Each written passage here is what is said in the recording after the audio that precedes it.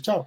And something happened is like the war brought out both the good, the bad, and the ugly on the side of the Ijaws, the Biafran soldiers, whether they're Igbos or not, and on the Nigerian side.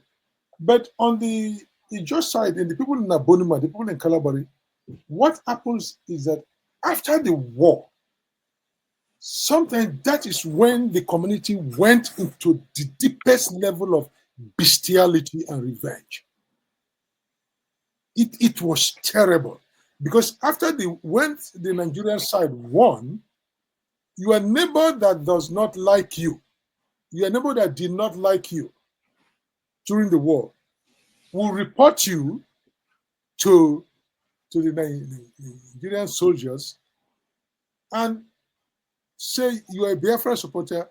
They will lead you out and shoot you by the river, or tie a piece of 18x9 block to your neck and push you into the river. Or and remember, those who were doing this and doing the killings were the indigenous of the town. The Igbos have left. The Biafra soldiers have left. So you see what war does? People now, the community was broken from inside out and would begin to attack. It took time for that to settle down. So even when the war has technically moved away, we are no more a war front, a theater of war, people were reporting on their sisters, on their brothers. And the truth of the matter is that the community was divided by and large. There are people, the Calabari Ijaw people that supported Biafra, the others that supported the Nigerian cause. Maybe people will say there are more people that supported the Nigerian cause than the Biafra. But the town was very, sometimes your mother will support one, your auntie or your uncle.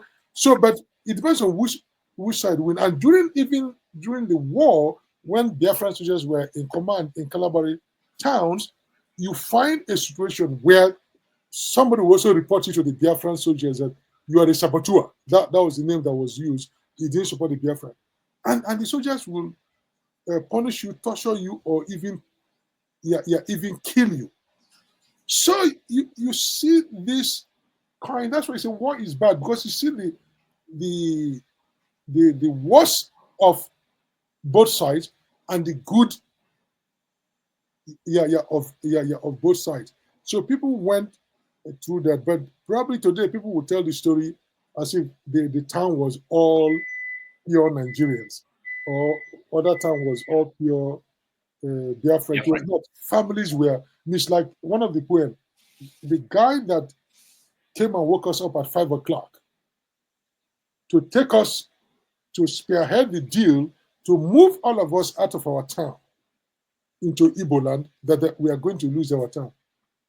The guy that came to our house to take us was not an Igbo man. Was my mother's second cousin. so we still, but in the book I decided not to use his name. I use Furo. Furo in Ijaw means from the same womb. So it's just a relation instead of using his name, because I didn't want to put any historical burden on his children, right? If they don't know the story, but the older ones know. But you see that kind of situation. So it was brother against brother.